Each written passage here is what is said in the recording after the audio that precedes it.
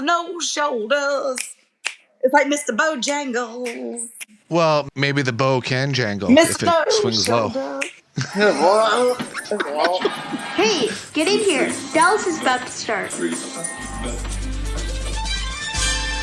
Welcome to the Ewing Barbecue, where Jim Davis is about to appear for the last time. Raise a glass. Raise a glass. That's sad. It is. I know. My name is Mary. And I'm Sarah. Josh here. Just very emotional. And I'm Melanie. It's so somber tonight. It is. But it's somber because we know he's not coming back. But it's actually a really good episode, I think. So It was a great episode. It's a going out on a high note. And interesting that it's called New Beginnings because it is a new beginning chapter in the series.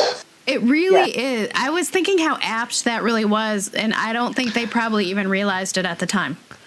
Or maybe they kind of did, but the viewers didn't. Maybe, yeah. A little tidbit, it also shares a title with an episode of Knots Landing that was also called New Beginnings from 1982. Yeah. In which Larry Hagman and Patrick Duffy both appeared. Oh.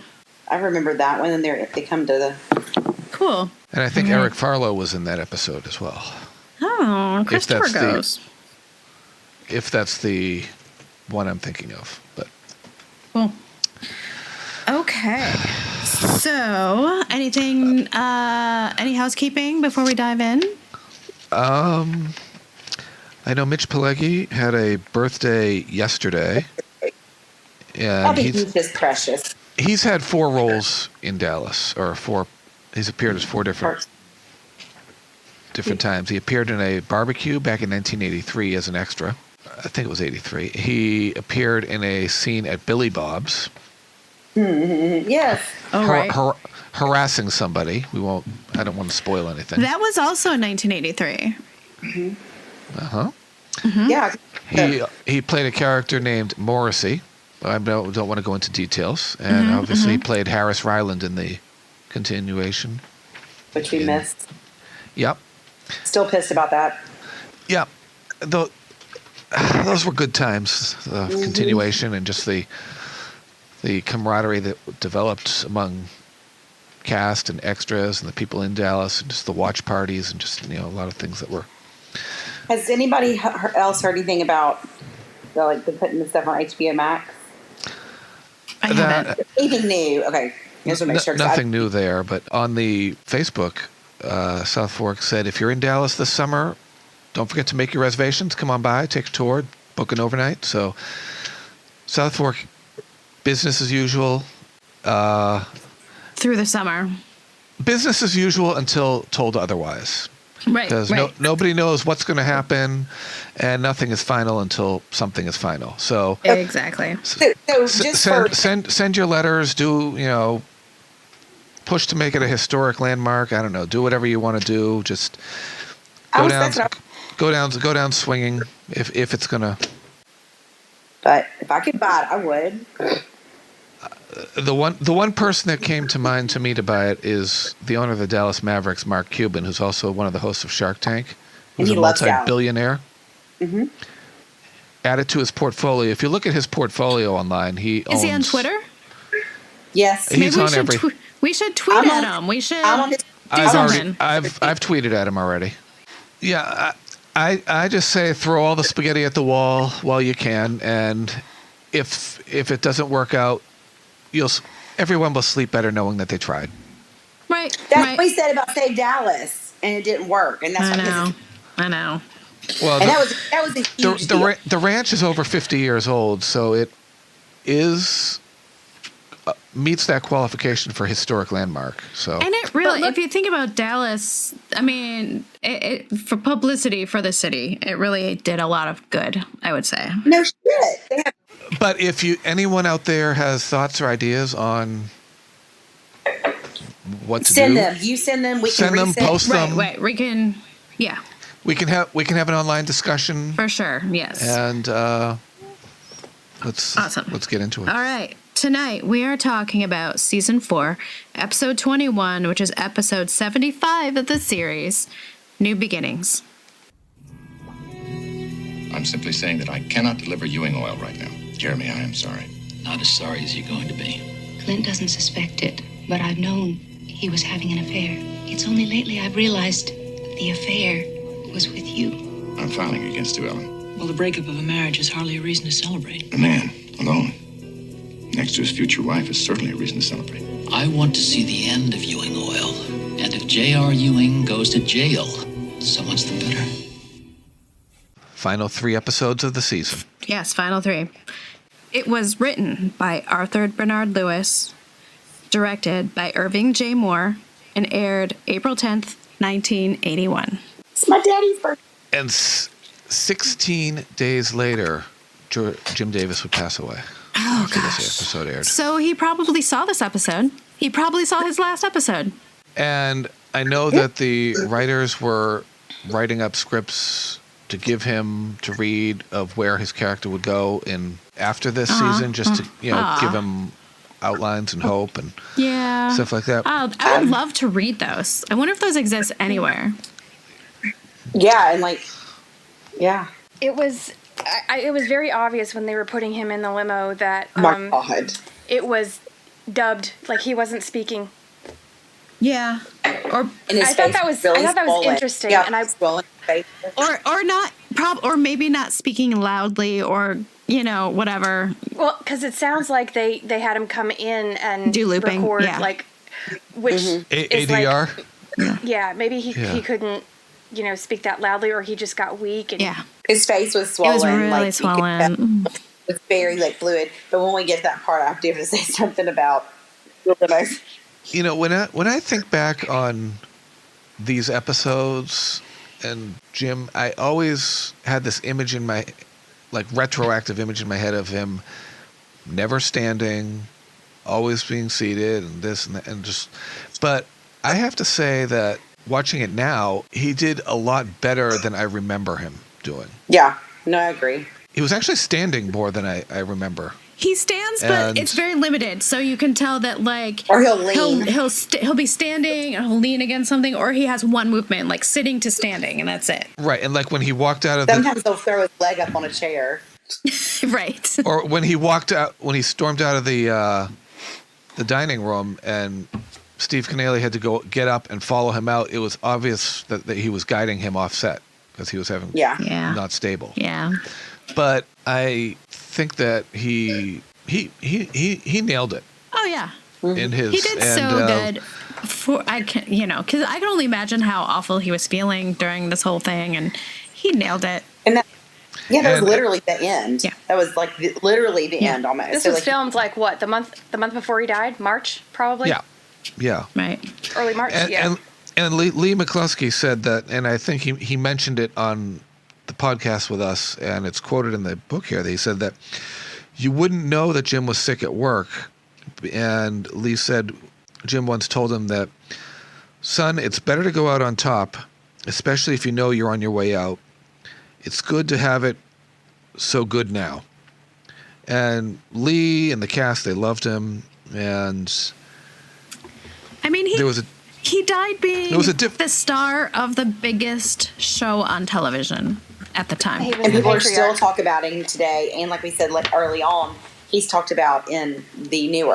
Right. Yeah, and he's talked about in the rest of the series constantly. Constantly. He's such a presence forever. He's been gone for almost 41 years, and people are still talking about him. We're talking about him, right? Yes. Yeah. Well, it's so funny because I remember in one of the Dallas forums I used to belong to years ago, we had this caption it thread, and we came up with this thing where Jock's painting was talking. We called it Jock's ghost.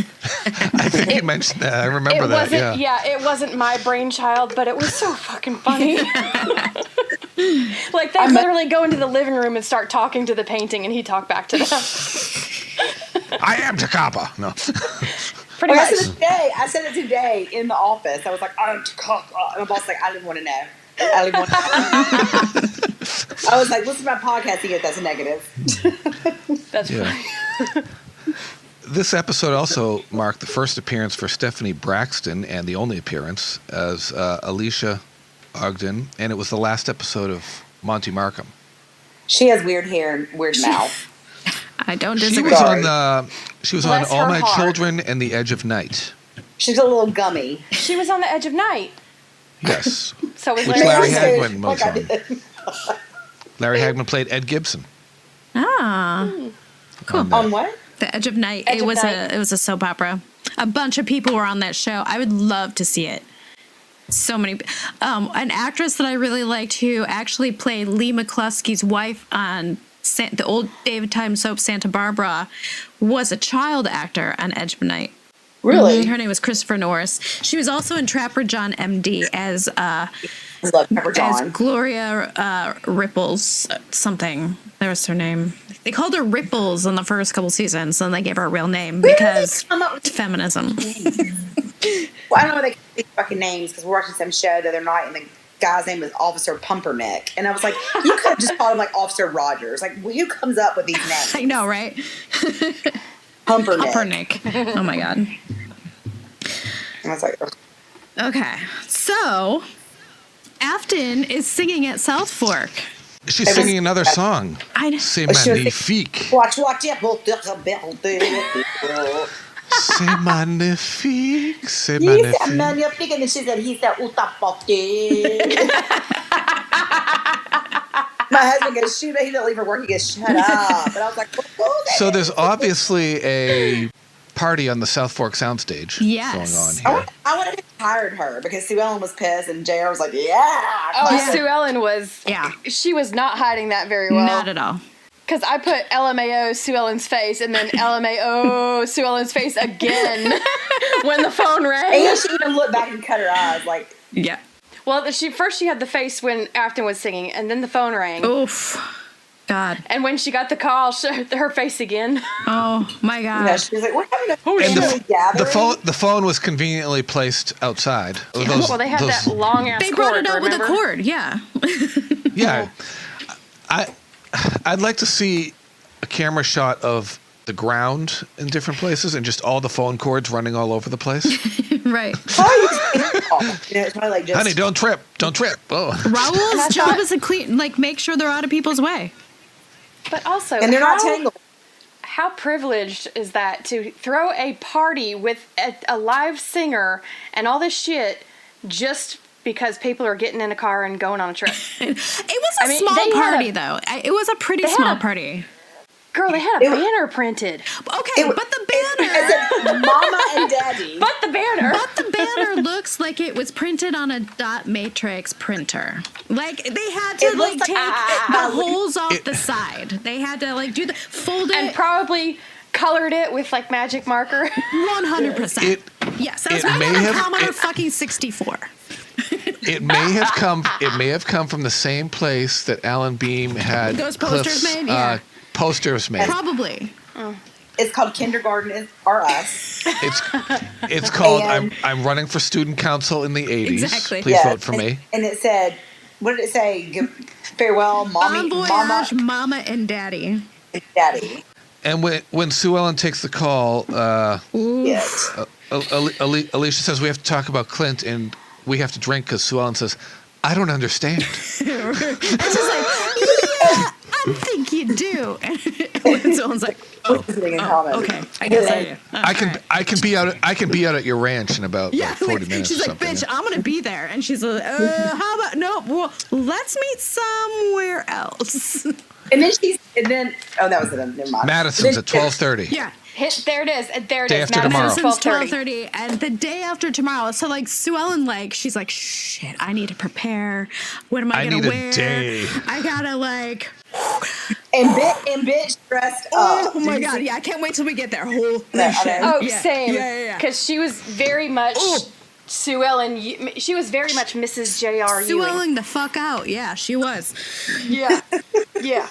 Yep. It's so funny because oh God, when we get to that scene, yeah. I know. But Punk is obviously looking for Jock to talk about a land deal involving Bo Kinney down in Lubbock. And Love it. Lubbock. Jim's last words on the series, boys will take care of all business while we're gone. You hear?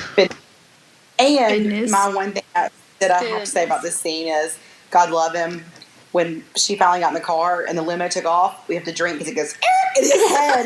They snapped his neck. Like, we have to drink That for thing- all the reasons. That thing peeled out so fast. And it Oh, was they had to run probably over because they somebody's wanted to get Jim off set. yes, they had to run over somebody's toes. Yeah. It was like, That and then that his head peeled popped back. off the I was like, "This snapped soundstage his-" so quickly. Hold on, I gotta get some more wine. So then Jim drives off, cry, raise a toast to Jim. We hardly knew ye. Yep.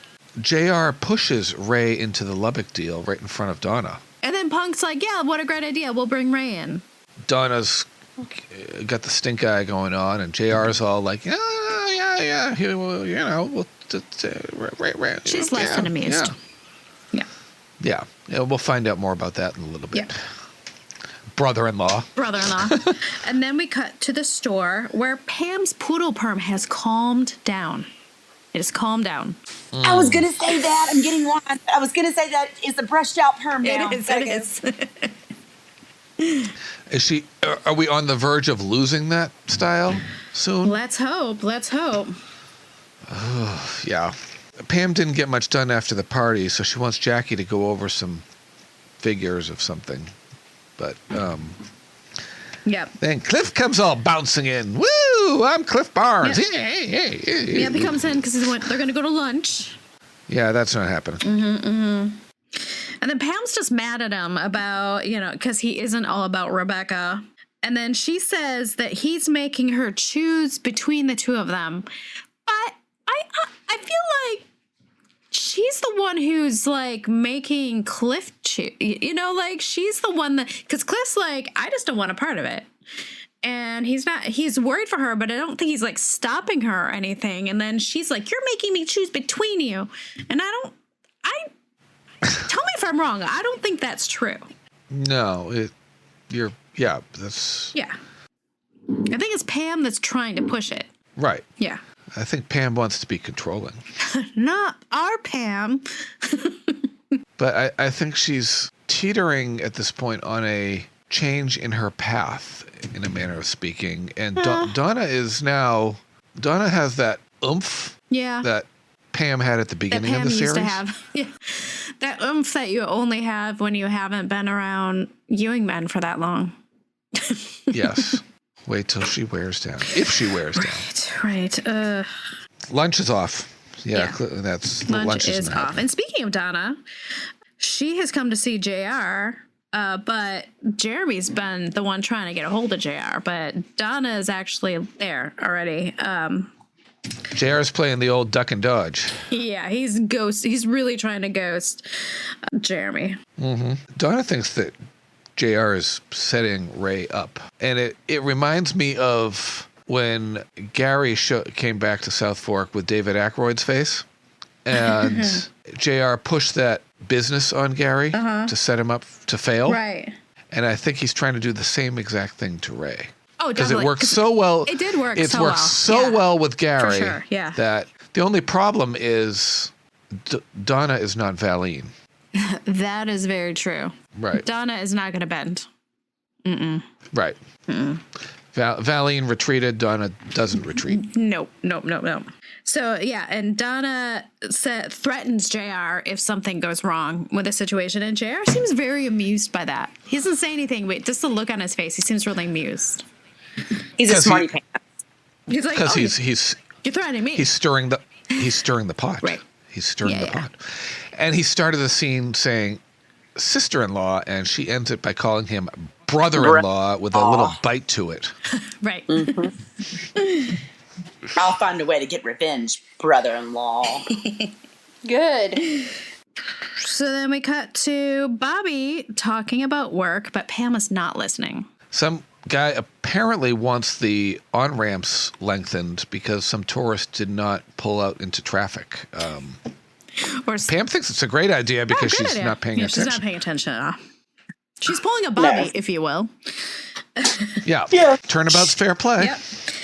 Then she's just like, oh, sorry, I've been distracted. Like, I just keep thinking about my mom. Like, hey. And then she's like, I'd really like you to meet my mom. Can you, like, come and have lunch with us? And Bobby's just like, I don't have time. I have work. he's. Gotta meet the senator. I'm actually having dinner with Senators dinner. Yeah. Harbin and Aruvia. Yeah. Which I don't know where they came up with those names. Again. But names. twist. It's a twist. He sees how important it is to her, so he says he'll cancel. Which is just like, go with her. what? Okay, Bobby. Yeah, I was shocked. All right.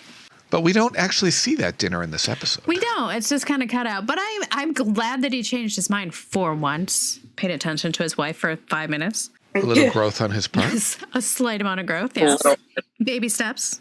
And then, you guys, we have to drink the next scene. Is this the first time we see it? I think it is. It's the first time we see Cliff with takeout Chinese food. The first of many. That is on our drinking list, right, Cliff? Oh, it's Chinese. definitely on our drinking list. Yes. Yeah, we'll drink every episode now, probably. Commence the liver disease. I think we should do an episode dedicated to his love of Chinese food, and we will all have Chinese food while we were. Yeah, some special episode. We'll have to do that. Did you know though that those cartons were designed that if you take the metal thing out, it folds out into a plate? Yeah, it's one of those things I learned on the internet. Me too. And thinking about the Chick-fil-A, how you put the hole through the straw. Oh, and then I don't know. I don't eat a Chick-fil-A. I refuse to eat at Chick-fil-A because of their donations to anti-LGBTQ organizations and flat out hate groups. Nugget. Well, that's also what the when you open a can of soda, what that little hole is for on the little tab. Which is crazy. What? Wow. I was like, mind blown. And also those little like containers they give you for ketchup, they're made to expand. Yes, to hold more. Oh no! Wait, which like you get those little paper ones that are like little tiny white ones. They actually like you just open them and they expand into a big bowl. And so you can add more ketchup and you don't have to take multiple. Yes, because I only eat fries for the ketchup and salt. So it's good for me. I don't eat ketchup because once I had barbecue sauce, I found ketchup boring. I love ketchup. Just drink it. I love me. I think of barbecue sauce as spicy ketchup, and that's what I prefer. I have my own uses for barbecue sauce. They're like separate beings for me. And the Szechuan sauce is back at McDonald's. Oh, is it? Good to know. Pro tip. I don't think down here yet. Meanwhile, back to Cliff. Yes.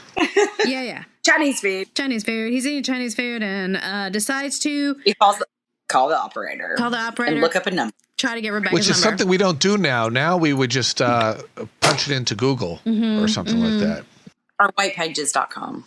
Right. But back in the day, you could actually call the operator and ask for someone. It literally be like, it's a new listing and just ask for someone's. Seems like such a privacy violation.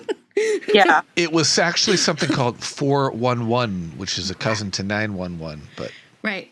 And then there was one that you could call, you could call for the weather, for the time, and movie listings as well. Yeah, the time one wasn't long for this world because people have watches and clocks and. I mean, that was for years, though. I mean, that was from like the 50s until the 90s. So. Yeah. Now we don't need it. I'm surprised it lasted that long because you have a clock. You have a clock, but it was to get your time exactly right because all clocks are slightly off. So it's like to the second. But now all of our clocks are synced. So. Yes. And they even do the time change for us. I know. I love that. I wish my car did that. Because I still haven't changed it yet. Anyway, so he calls for the number and he's about to call her and then he chickens out. He dials the number and he hangs up, doesn't he? Yeah. The West. Yeah. Cliff. So he's teetering. He's thinking about it. It's a big move for him, though. I mean, he felt very abandoned by his mother. So, I get it. Yeah. And then we cut to Leslie, and she is in a meeting with Jeremy. He's suspicious of her. Yeah, as he should be. I mean, the whole interaction with JR, like Donna yelling at him, like talking up Ray, that was sus. So this is also sus. Right. Yes. Very much so. Sus. Yeah. It's like, well, he should be like on edge because Leslie tape records everybody. That's true. But Jeremy's bitching that JR isn't returning his phone calls. And then he's like trying to pry and asking her if her relationship with Ewing Oil has changed at all recently. But she's really tight-lipped about it all. Yeah, there's a very cryptic dance going on here between them. It is. I think so too. I thought it was very odd. Yeah. She never discusses other clients. He says Westar has their own PR firm because they're one of the 8 largest oil companies in the world. I'm surprised he didn't remind her of that. Yeah. But they could farm out other projects, but then there's something about them and Ewing Oil sharing common interests. Right. So this is where the conversation turns a little bit. And dirt. Because he was saying, I think you're fucking JR. Now I get to fuck you too. That's basically what he was saying. It's totally what he's saying. And she's just like, as a woman, I caught on to that in it. You're like, what you saying? Yeah. Excuse me? Okay. I don't think Jeremy has sexual parts down there. I think he's just asexual. I think he does, but I think that he would have. I imagine Jeremy having very specific needs, if you know what I mean. He's that guy that has that big dick energy. No, I'm saying he thinks he's got big dick energy. We see that it is really little dick energy. Ah, yes. Oh, it's not like jock cock. Jock cock. Jim Davis. Jock cock. I think he likes to be tied up. Just saying. I think he likes to be We should whipped. get Jeremy together with Patricia Shepard. Oh my God. Oh my God, perfect. Yep. Y'all ever watch Billions? No, I never watched that show. Okay, well, at the very beginning, they're into all that. Like, his wife does it with him, for him. Like, it's like a thing. It's like a fetish. She's a psychologist, blah, blah. But I was like, that's him. He likes to be stepped on with high heels and beat. Exactly. That is totally the energy I'm getting from him. And then he's like, bye, see ya. Here's $1,000. Yep.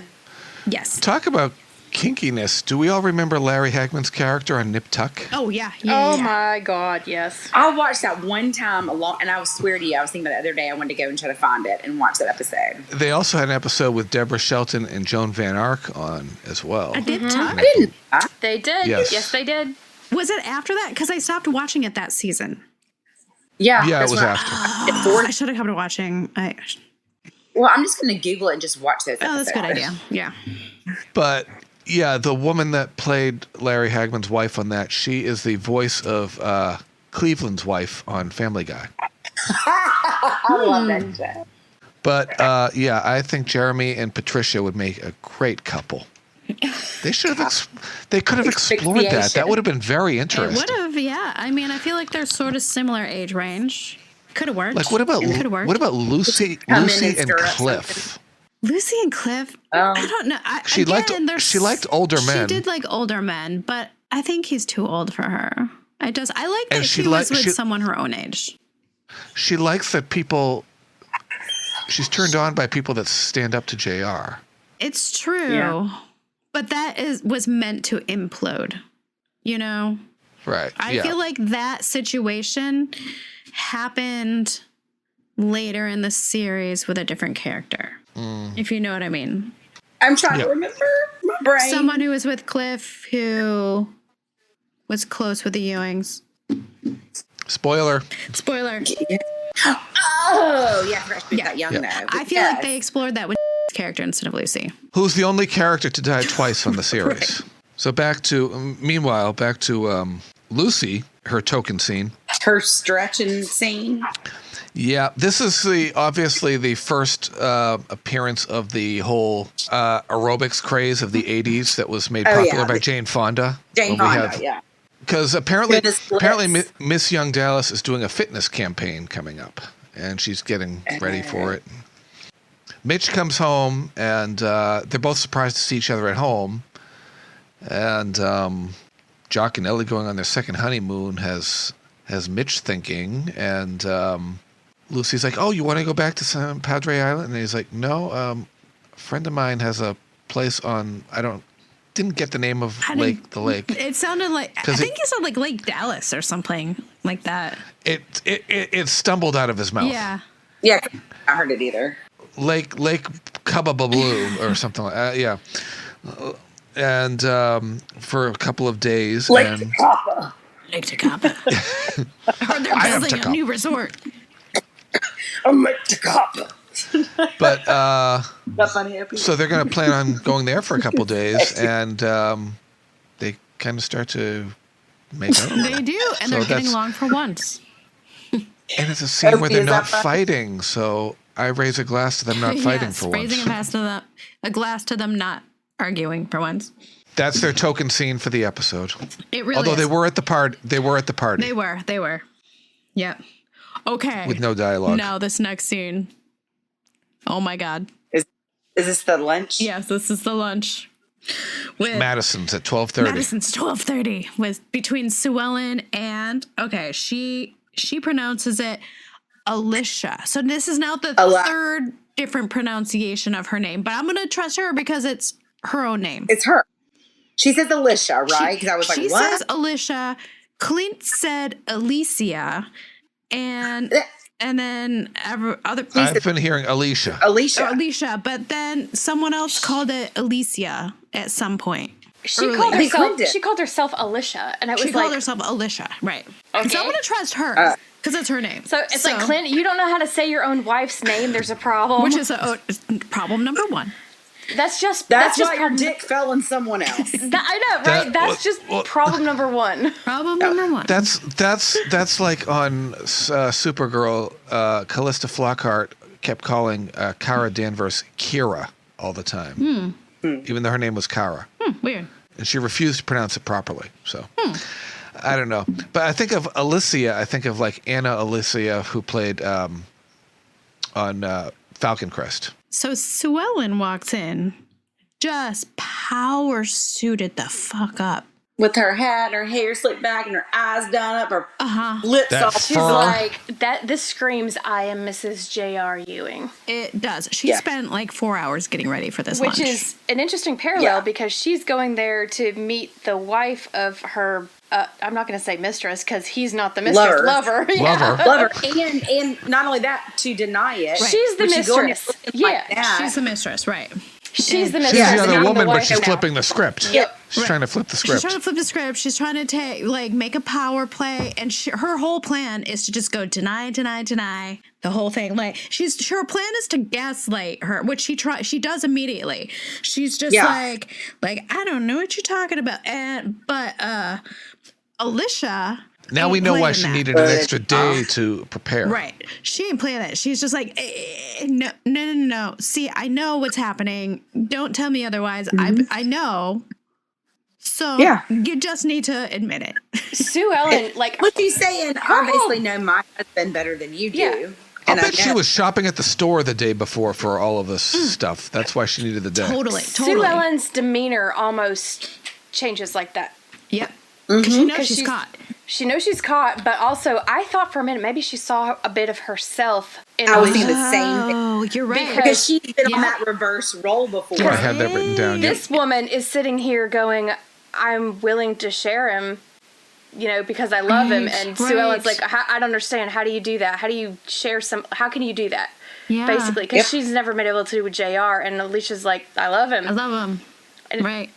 It's like, I was like, this is the most understanding wife in the history of ever. I know. I'm like, what are you doing, Alicia? Like, why? Why? Open your eyes, take your gums, and find another man. And I'm like, that guy? Him? Really?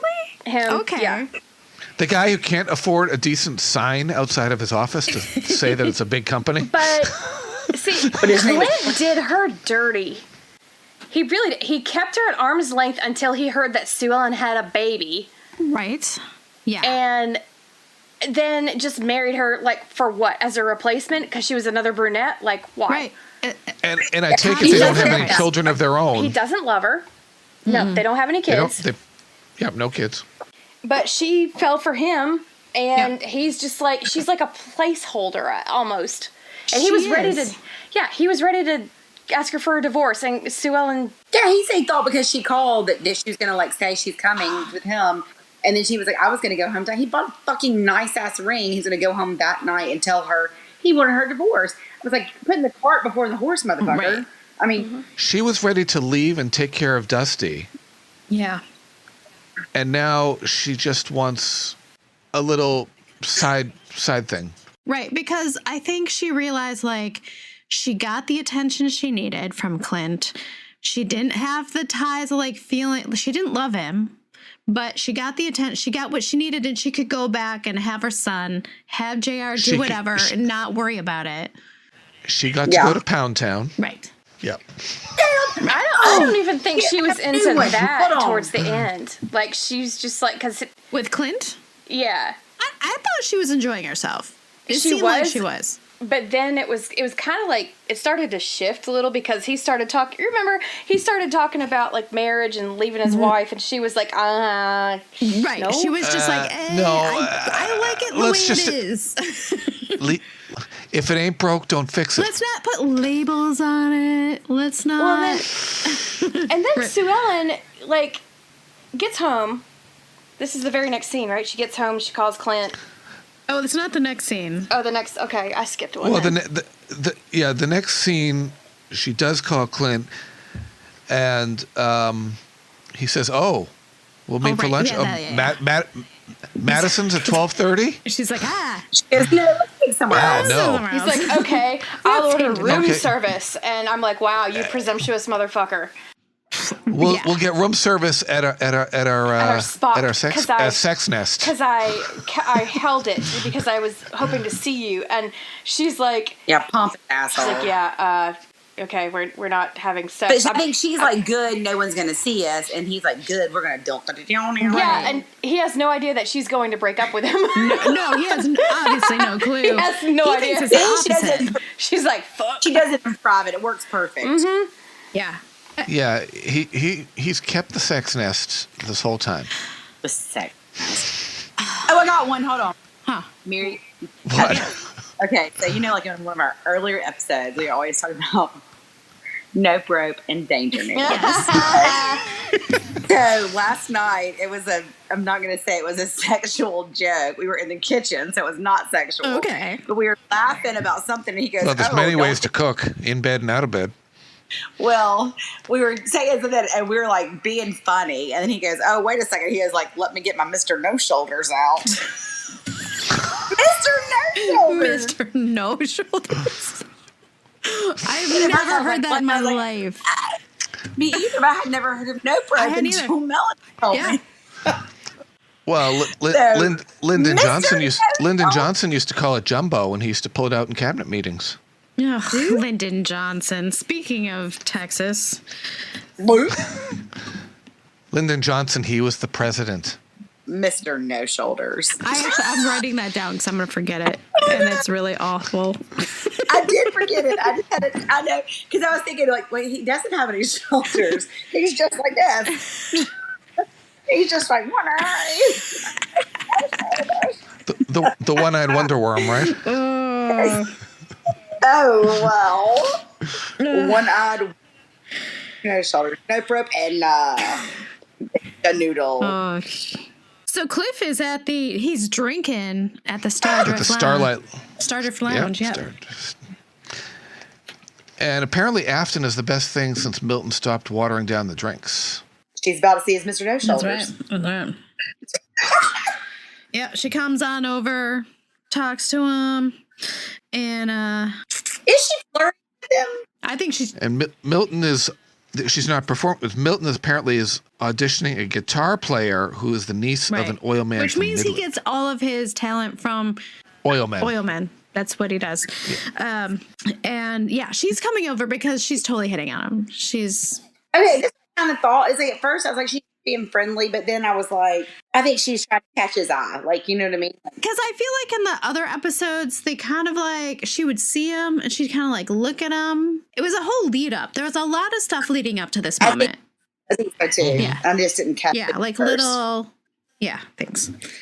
So she ends up in Pound Town with they hook up. Cliff. They hook up for the first time in this episode. It is Pound. And then she immediately, so they just cut to post Coital, whatever. And she says, that he's the best lover she's ever had. And then he immediately is like, better than J.R. Ewing? And she's like, oh, yeah, totally better than J.R. And so Cliff is immediately like, oh, tell me more. You're my lady now. She said he's more considerate, but so, we know what that means.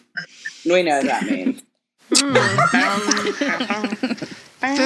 Then she starts talking about calls to foreign countries with funny names. He's always talking about business. Right. Well, first she complains about him dumping her for Leslie Stewart, though. Yeah. Which I think is awful. So you get right away that this is revenge. She's sleeping with Cliff for revenge. Yeah, but it also, yes. But it's like, why even, it's so odd to me that you would be like, oh, yes. And you're still naked in the bed. That's true. I mean, I still wouldn't do it after. Even when he makes me pancakes and scrambled eggs, I still would be like, and guess what? I still feel like an asshole. But you're still naked in the bed, and you're saying all There's this still stuff. fluids all over the bed, for God's sake. Yeah, right. That's like talking about your ex-husband to your new husband. Like, why would you do that? It's a no. You know what? Because I think she was feeling him out because she knows how much they don't get along and they're rivals. So I think it was a little bit, I think obviously she was attracted to Cliff always. So whatever, there's that. But then I think she's sort of letting him know like, hey, I'm this is happening a little bit because of, this is why. And then it's getting his interest too. It's a little bit extra also for him. And she's talking about how Leslie is smart, and she's not really that smart, but she's smarter than she lets on because she knows what she's doing. Right. She's playing this game where she's like, oh yeah, Leslie's so much smarter than me, blah, blah, blah. But yeah, she's obviously smart because she knows she has information that Cliff wants because she's better. Cliff has been having all those conversations about the phone call, about all this stuff with the foreign stuff while she's there in the same restaurant. So she knows that he's looking for this information. And she's like, all right, I'm going to feel him out. And then I'm going to give it to him. In more ways than one. And more ways than one, yes. Yes. This is the best thing since Milton stopped watering down the drinks, isn't it? Yes, definitely.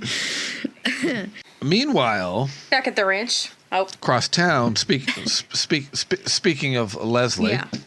JR barges in on her in the middle of the night with a thing of champagne. Yeah. To celebrate some deal with investors. Okay, is this actually real or was he just using it as an excuse to go to her house to try to get some? For real. Total excuse to get some because Mama and Daddy are gone, so now he wants to file for divorce from Sue Ellen while they're away. Okay. Yeah. He wants her bye-bye. Sue Ellen, your time is gone, and your time is gone. Right. I'm moving on to this other woman who piques my interest because I don't have her yet. But once I have her, I don't want her. Right. He's so stupid. And then she mentions Ewing Oil. Right. And the rumors she's heard. Mm-hmm. And he says they're just rumors. So don't worry about it. Like the Fleetwood Mac album, it's just rumors. Just rumors. What year did that? Was that 70s or 80s? 77, I believe. Okay, so it wasn't that old at this point. Yeah. So rumors and that he'd never sell Ewing Oil. So don't worry about it. Like that's as a family company. It's always going to be a family company. Don't worry about it. He's going to file for divorce. They start kissing, and she conveniently pours champagne down his back. And then acts like it's an accident. Oh, sorry. Oh, yeah. Sorry, I got carried away. But he needs to cool off. Let's just count this as cooling off. And we've waited this long. You should go. Scurries him out the door, and then she jumps back in the bed with her ex-husband. I kind of love Leslie. I'm not going to lie. She's kind of amazing. I know that she's not popular. I think I love her. She is more interesting now that I'm taking notes and studying every scene for the podcast. But she's playing JR like a fiddle. I'm just saying. Well, I like to watch her now that I know who she is from before then, because I used to watch The Bold and the Beautiful. And she's definitely girl JR on The Bold. Yeah. Which also Patrick Duffy was on The Bold and Beautiful. Was he? Okay, so then Ewing Oil. We cut to Ewing Oil. Oh, this is a pivotal transition point for the series. It really is. It's a new beginning, if you will. Dun, dun, dun. Yes. JR's good friend Jeremy has shown up with Howard Barker for their meeting. JR says he's sorry for ghosting Jeremy, but like he's had a lot going on and he's had to like tie up some loose ends. But now he's here to have a meeting. And yeah, he's sorry. He's so sorry. But Ewing Oil isn't for sale anymore. So sorry, Jeremy. No, and the way he said it, there's going to be a slight. We've decided to keep in the family for a little longer after talking with my father and Jeremy. Well, how long? Indefinitely. Right. And Jeremy is immediately irate. Yes. Yes. And Jared's just like, yeah, sorry. And Jeremy's just like, oh, you're sorry? Well, you're not as sorry as you're going to be. Oof. Jeremy's scary. I wouldn't mess with him. He is. And he says it with such a straight face every time. There's like no emotion behind it. He's like, I'm going to destroy you. You know what? Jeremy Wendell's a Capricorn. I'm calling it. He's a Capricorn. He's also a scary motherfucker. Capricorn Crude, which is the title of Valine's book about the Ewing family. Capricorn. Yeah, he's also a scary motherfucker. He is a scary motherfucker. I wouldn't mess with him. And I kind of love him. I do. I love Jeremy. And you wait till his scene later in the episode with Dave Stratton. So then we cut to Bobby, who comes to visit Donna. Who is going through Sam's memoirs. Yep. And she offers to make lunch, and so she makes them both an egg salad sandwich. He wanted roast beef. Yeah, right. She's like, yeah. And she's drinking, she brings a pot of coffee to drink with the egg salad. That's an odd, I don't drink coffee, but I don't know. Do people drink coffee with egg salad? I drink coffee with anything. Okay. I'm a coffee person, so yeah. If there's coffee, I'll drink the coffee. Okay. And Bobby does not want mayo on his roast beef here, apparently. Yeah, I wouldn't either. I'm not a big mayo person. I don't like mayonnaise, and mayonnaise, ugh, gross. But I would have it like in an egg salad sandwich, because you can't get away with it in an egg salad sandwich. It's gonna have mayo. I got one of those pre-packed roast beef sandwiches in the store, and I opened it up, and there were these little, the condiment packets in there. It was mayonnaise. I'm going, mayonnaise on roast beef? People put mayonnaise on everything. Everything. Did you know people put ketchup on eggs? That is disgusting. Yeah. It's nasty, nasty stuff. I wouldn't put ketchup on eggs, but I would dip a grilled cheese sandwich in ketchup. Tomato soup, yes. I would do either. Yeah. I'd do either. I'm not a big tomato soup person. I love tomato soup. There's mostly tomato bisque. Yes. See, I like my soup to have stuff in it, like. So have a bisque because then it has like chunks of tomatoes. Oh, I'll have to try that. Yeah. But because every time I've been given tomato soup, it's just this nothing. It's just tomato, and I'm going, this doesn't do anything for me because I need stuff in it. Yeah, try tomato bisque. It's delicious. My father was the weirdest, though. He would have you make the tomato soup when he was sick. You put the Campbell's thing into the pot, and he has it made with milk. Yeah. That's how you make it. But he would want it at lukewarm. Okay. And then he would have you give him a glass of cold milk that he would pour into the soup before he would eat it. To make it cooler and to cut it more? To make it wasn't even hot. It was lukewarm. Huh. And then he would still, and I'm going, why do we bother heating it up for you if you're just going to eat it cold? Why don't we just stir milk in the tomato thing and just hand it to you? So he likes save you the trouble. He likes his milk just a little tomatoey, basically. Yeah. So why don't we just skip the stove? Yeah. And just. I mean, tomato soup. Okay, where were we? Yeah. So egg salad Bobby's sandwich. looking for Ray. Yeah. Yeah. Bobby's looking for Ray because there's a. Shipment of steer coming in at South Fork tomorrow, and Ray's off playing businessman. Yes. This is where Donna thinks Ray is over his head, and he's too stubborn to admit it. Yes. And it's Ray out he has to prove something. Yeah. He always. That's it's Ray's a running downfall. theme with him. It's Ray's downfall. He feels like he's like not enough, and he has to prove himself. And now that he's a half Ewing, JR is just going to constantly be beating him down that you're not a full Ewing. Yeah, there's that. And then also feeling himself like, oh, I have to live up to this name of Ewing instead of just being this guy, and yeah. Ugh, Ray. Then we go to Rebecca's, where she's actually made lunch, and Pam comments that she doesn't remember the last time she cooked. Yeah, not since she got married. It's been a couple of years. That's true. And Rebecca's like, I'll teach you. Well, you got Yeah, right. Teresa there. And they have their first, I think, real Heart to heart. intimate Yeah. heart-to-heart Yeah. about Pam and her, But she's had issues with the miscarriages. Yeah, she says that she doesn't think because Rebecca says something about having children, and Pam says she doesn't think she's going to have children because she's had 2 miscarriages. And this scene feels really real to me, and that Pam has probably not talked about her miscarriages very often with many people.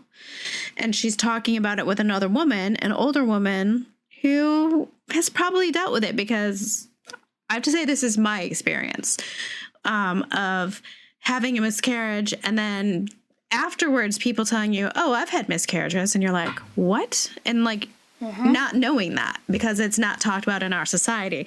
So I think this is where her mom is then, oh, honey, like, you can still have kids. Like, you had miscarriages. That's unfortunate, but that doesn't mean you can't have more. It's still taboo, and it's awful. It is, yeah. It's 1 in 4 pregnancies will end in miscarriage. So, right. It's common.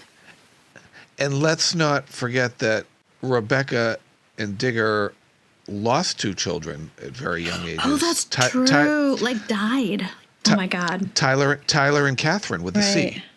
Mm-hmm. That's interesting. And yeah.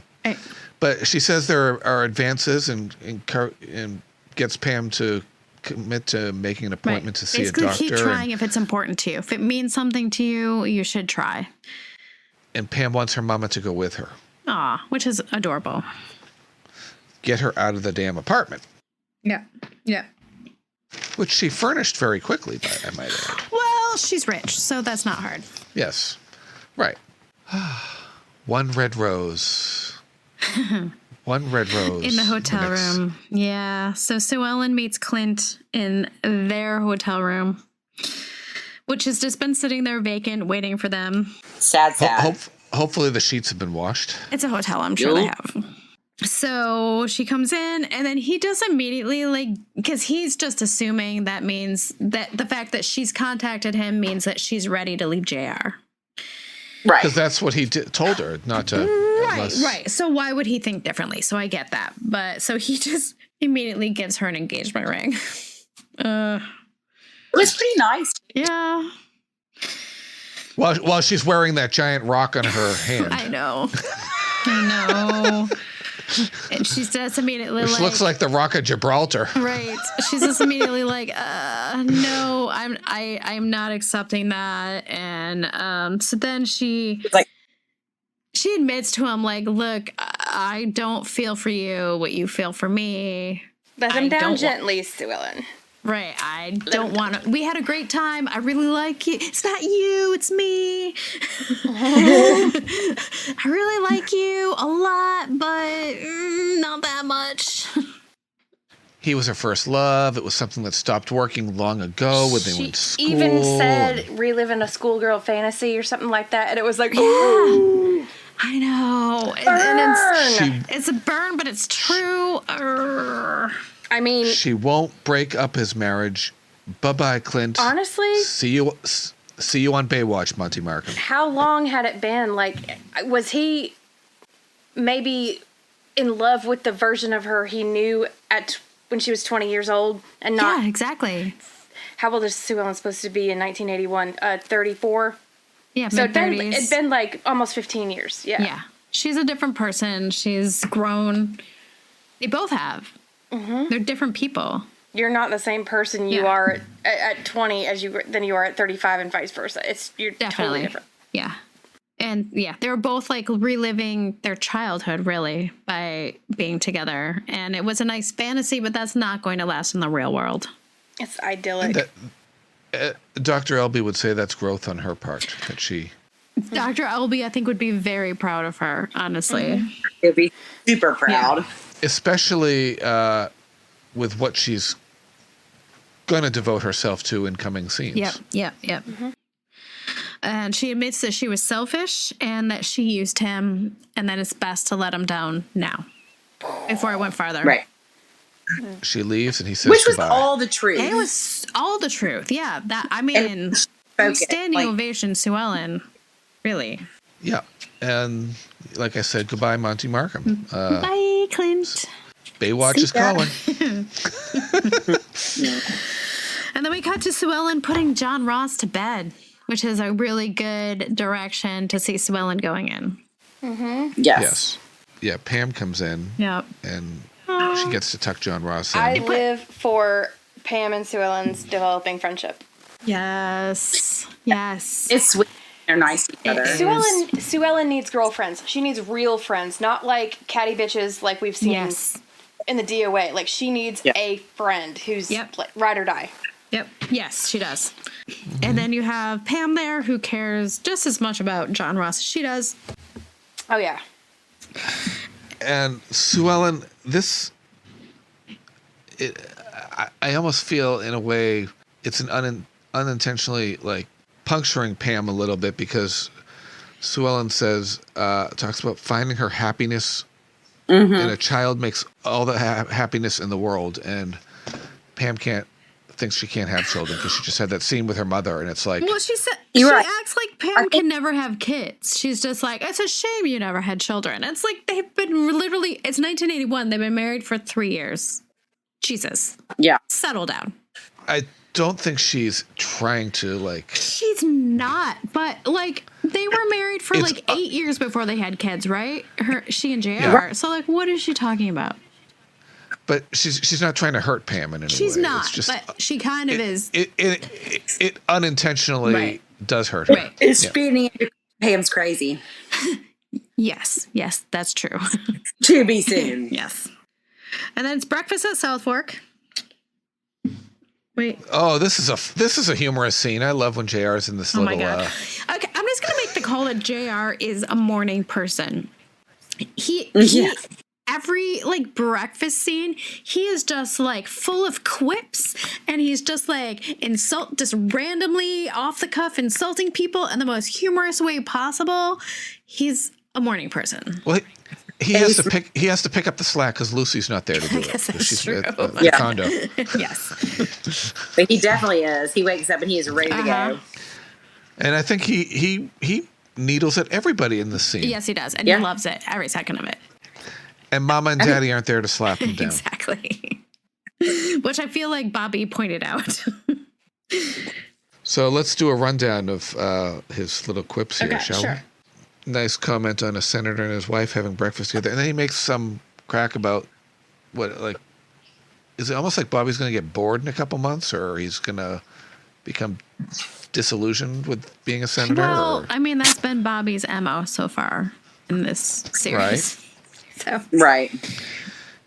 Yeah. And then he tries to blame Donna and Ray, who aren't even there at this point, for almost breaking up Jock and Ellie's marriage. Oh, you're on a roll, JR. Yeah. Then he makes some comments about, Sue Ellen, what are you going to do with your day? Shopping, movies, and stuff like that? And meet with friends for lunch. He thinks she's so superficial. Like, God, this is the thing. JR doesn't really know her. Like, he doesn't care. He's just like, I've been married to this woman for 10 years, and what are you going to go do some girl stuff? And she's just like, no. I'm going to stay at home with your kid that I think you forgot you have.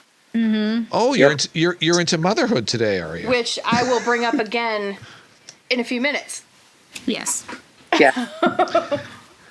And he doesn't leave before quipping at Ray and talking about, something like, the Ewing blood. Doesn't matter how it got there, does it now? He's such an asshole. That's funny. And then we have Bobby talking to Ray about the bringing on a temporary foreman to take care of things. Yeah, this is where he's like, you've been really good. He's playing it very, very safely. He's like, you're really good. I understand you're trying to be a business guy and you're doing a great job. And also you're a great ranch foreman, but maybe while you're being business guy, we should get like a temporary ranch foreman just to make sure everything gets done. Which is very reasonable. It's very reasonable. Yeah. He's trying to help him take the pressure off. He's literally like, okay, let's pick one or the other just so you can concentrate and do it and not have to worry about the other thing. He's trying to help. I took care of the steers this morning. I got plenty of time to go and meet Punk Anderson and Bo Kinney later. And then you're going to leave your wife out of the equation. She's going to get tired of you not being home. You're going to ruin your marriage. He's trying to help you is what he's doing. Yes. Ray leaves and Pam, who, remember, she was boinking Ray before the... Before the series started. Mm-hmm. Oh, that doesn't seem like Ray. He seems awfully cocky. And Bobby thinks, oh, no. That means a niece and two sister-in-laws. A niece and three sister-in-laws. Yep. I think he only did not sleep with Miss Ellie. He fucked all the Ewing wives. He really has. Yeah. Except for maybe Ellie. Yeah. He may have... I'm just kidding. I mean, y'all seen that? You remember the blooper reel? Oh my! Steve Chinelli, planted a big old one on Barbara Bel Geddes and was like, "It's wonderful." Wonderful. It was great. God, they all had so much fun filming together. It was he's kind of sexy in a cowboy way. I know. Hey, Ray.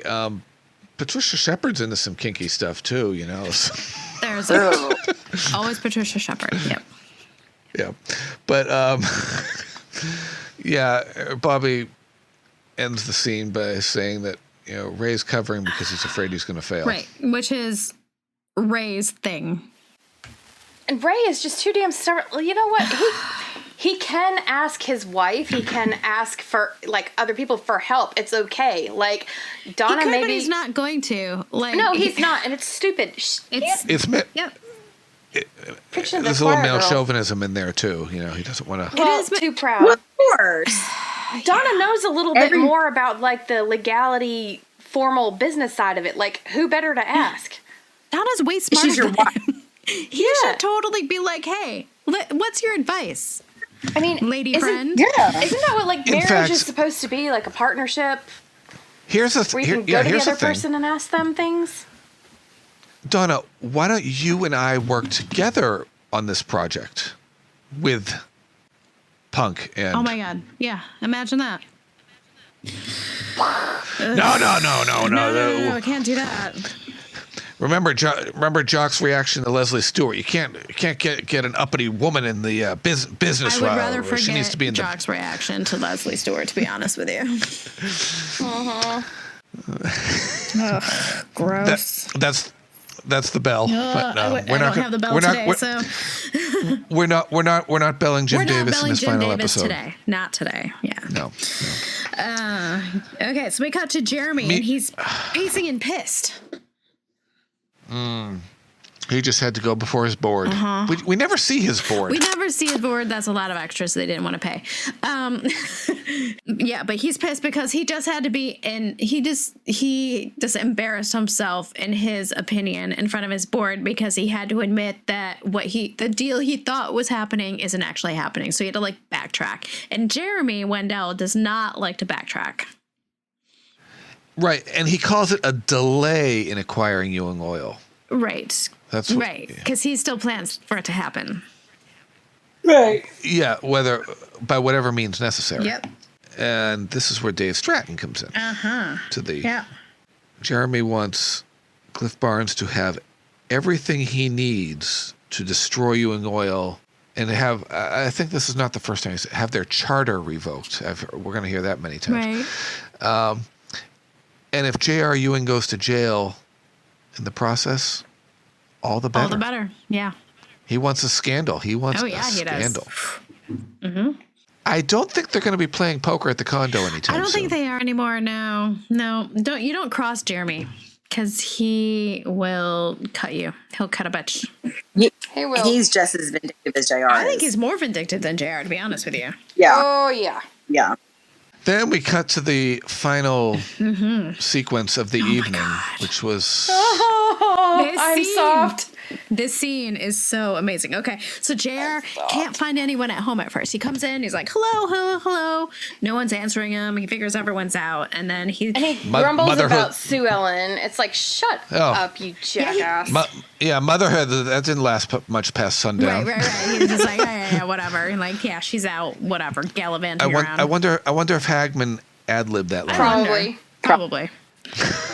But then he walks upstairs, and he is completely actually like shocked to see Sue Ellen, confirmed. Yes. Yeah. Asleep with John Ross on her lap. She'd obviously been reading to him and fell asleep in the rocking chair. And JR learns that John Ross actually likes to be read to. JR, you might want to read him a book once in a while. Right. And I said maybe Machiavelli is the prince.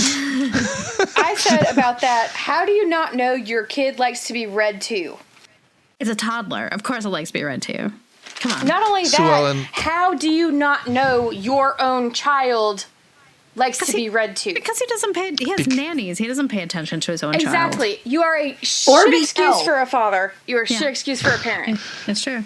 You're a fuck you, JR.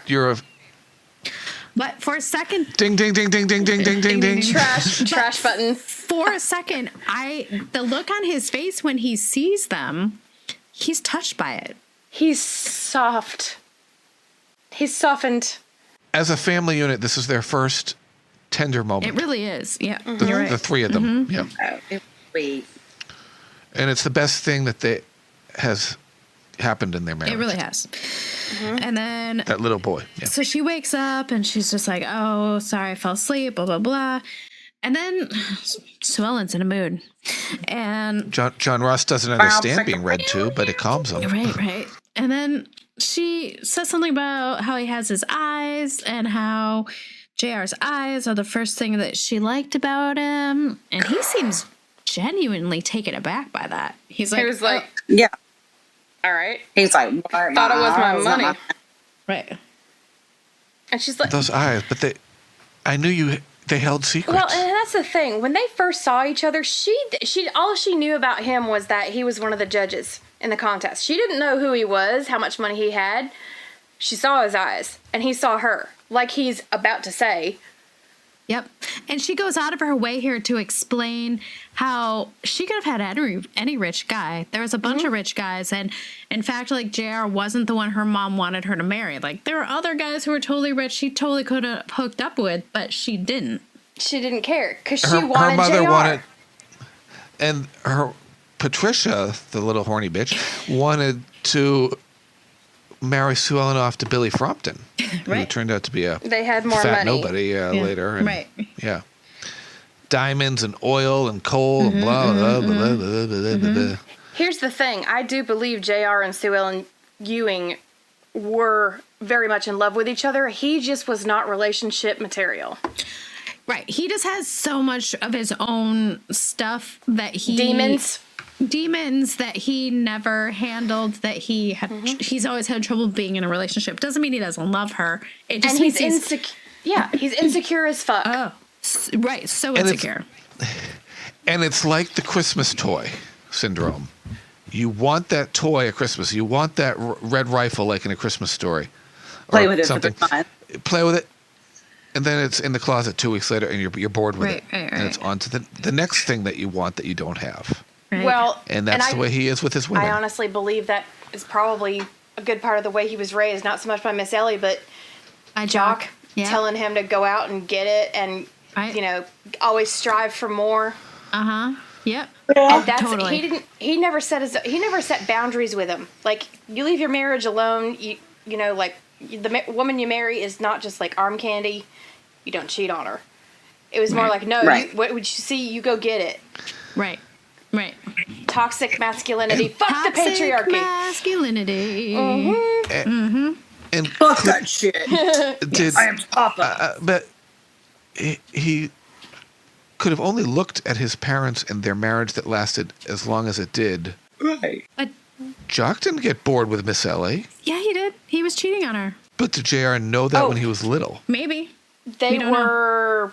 Do we know? We don't know. We don't know. And we don't know about Jock's other women. We don't know any of that. We don't know if he had other women. All we know about is That's the other Margaret. series. That's all we know about is Margaret Krebs. We don't. We know he had a first wife, Amanda, who's institutionalized, and he married Ellie, and we only know about Margaret. My theory, I mean, I don't know because we don't know, but I feel like JR probably saw something he shouldn't have that really messed up his sense of all of that when he was a kid at some point. Well, wasn't it? That would be good to see in a middle years series.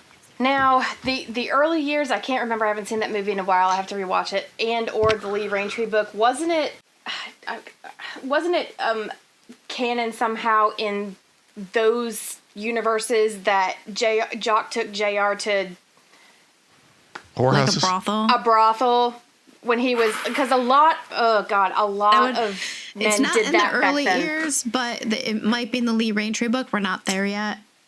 It's been a long time since I read it, but I wouldn't doubt it because that was a thing that happened back then. That was a thing that happened. That's like, again, toxic masculinity. That's how you become a man. You take your 14-year-old son to a brothel to teach him. Oh my God. I can't even imagine. It was a thing child everywhere. abuse. Latin America, down by the border, everywhere. Mm-hmm. Aristocracy especially.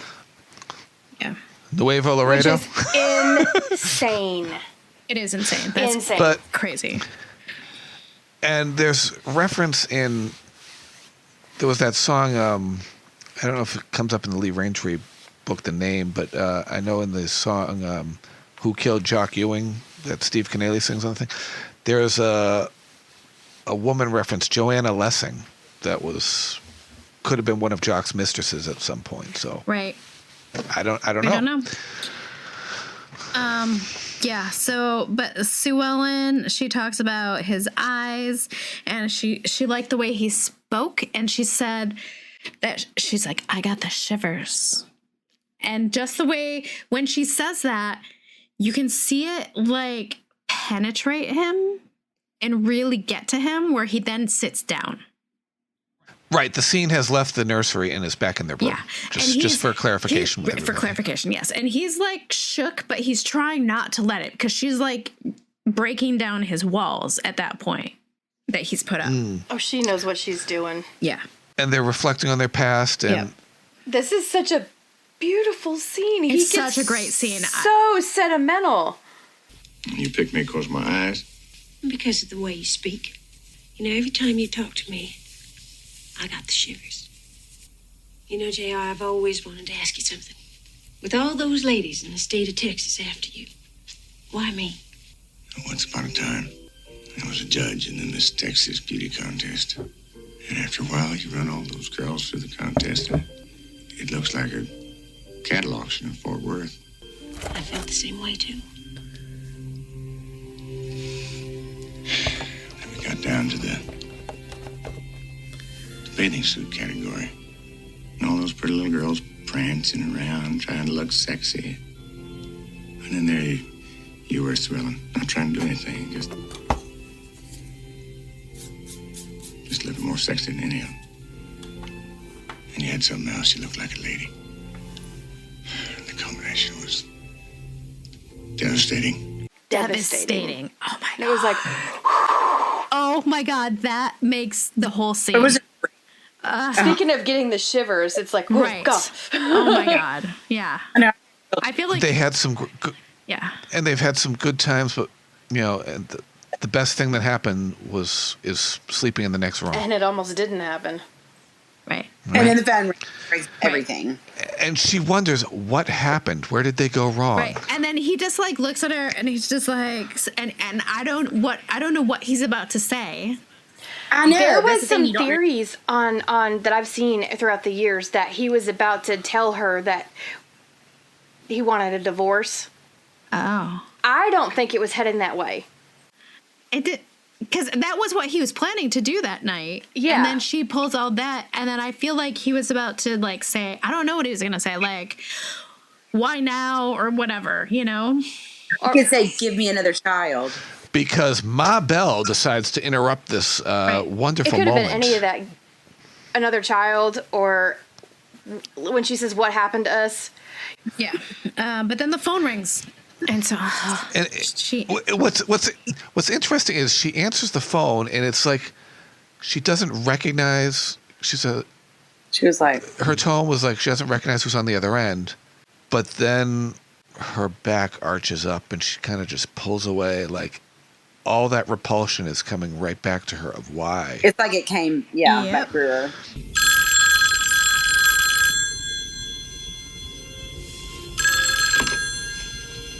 Hello? It's Kristen. Calling from California. She just gave birth to a baby boy. You have another son.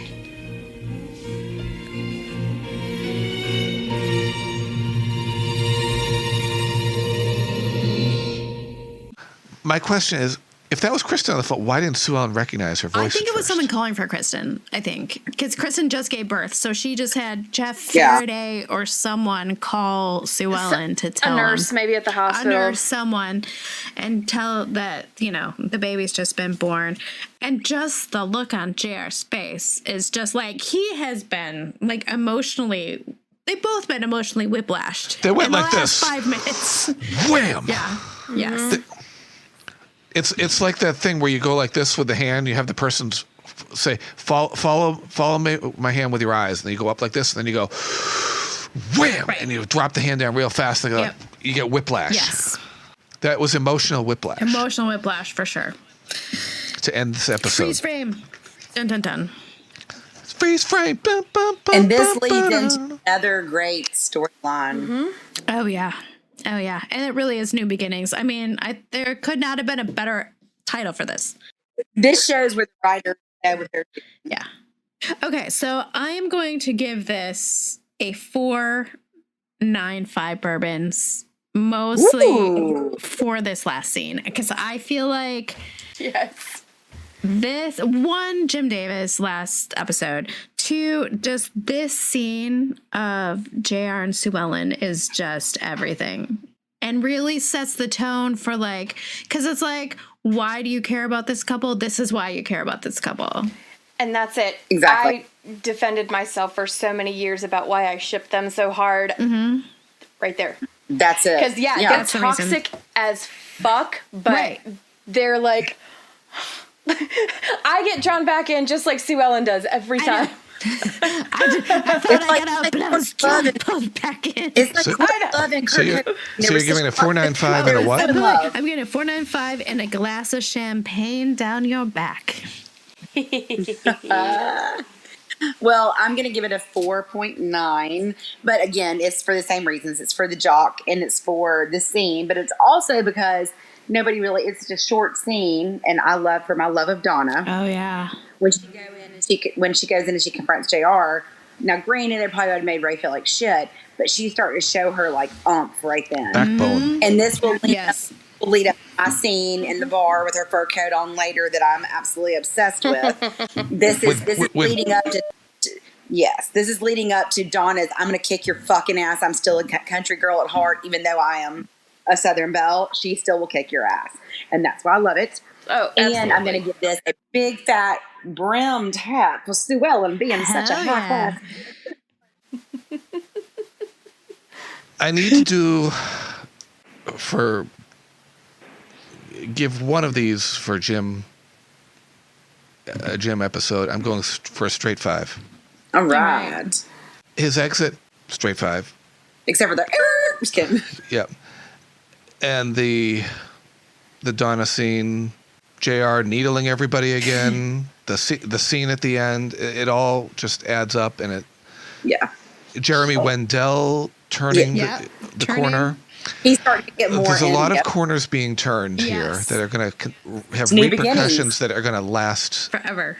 So it's a straight 5.0 and Jock's limo ride out of South Fork for the last time. There you go. Yes. Mel. So I'm going to go between you two and do 4.925. There you go. All right. Gotta be that bougie bitch I right there. I am that bitch, yes. Did I give the first 5 in our No, I series? did a 5 for, well, it's either, I think it was Paternity or Sue Ellen's Choice. Okay. Because I really, really liked Paternity. Okay. But 4.925 and a father for John Ross. Because JR, you suck. Right now, you're a sperm donor. Ding, ding, ding, ding, ding. Right. I'm sorry. I'm Yeah. sorry. You don't know your kid likes to be read to doesn't. at night? No. I Fuck know, that. right? No, after. Like, Sue Ellen, you know what? The one you give, like, all the shit to about being such a absent mother, she knows what her baby, like, likes to eat. She knows he likes to be read to. No, you know, what he's got to put him down without him crying. And when he was teething, she was there putting shit That's on true. his gums. Yeah. It's You know? very Yep. true. She canceled That's her. shit. She canceled on Clint when When he got was sick, yeah. Yep. I'm sorry, JR. That's what a mother does. Actually, I'm not sorry. Fuck you. JR would never have canceled on one of his mistresses. Never. No. He wouldn't have canceled on Serena. Serena. Or Leslie. Or Leslie or whatever. Afton. He would have been like, "Where's the nanny? Where's where's his mother?" I got a business meeting. Business. All right. Well, thank you for joining us tonight. I want to belatedly thank our Patreon members, Captain America, Sheen Pye, Laura Bernheim, Anita Wren, and Kristen Carlano. And invite you to check out all of our social media if you get a chance. And also, just a reminder that we are still going to be donating to the memory of Jim Davis to braintumor.org. And we will be doing that in June. And we are going to be donating $1 for every additional Apple Podcast like or 5-star review that we receive in that time.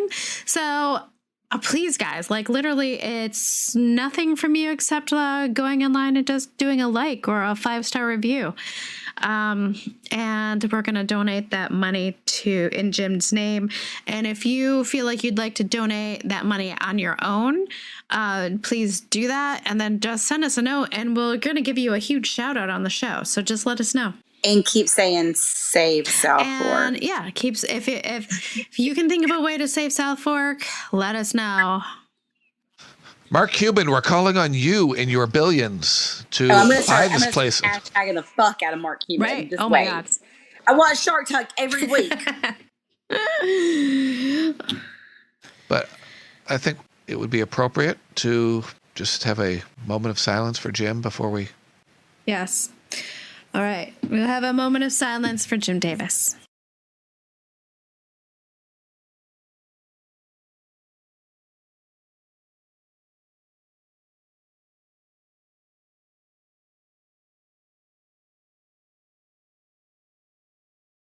All right. We'll see you next time. Bye. That was so hard for me. Bye, y'all. Y'all come back. Madison's 12:30.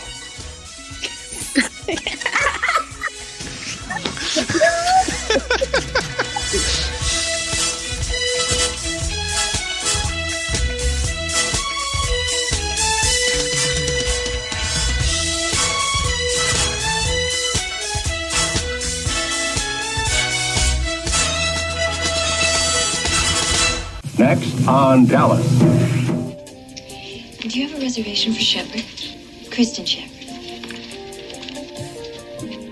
These documents will prove that there is a direct cause and effect link between the overthrow of a legitimate government in a foreign country and J.R. Ewing of Dallas, Texas. Everything that Daddy's built will be destroyed. Nothing is going to happen, Bobby. Believe me, nothing's going to happen. Mrs. Ewing,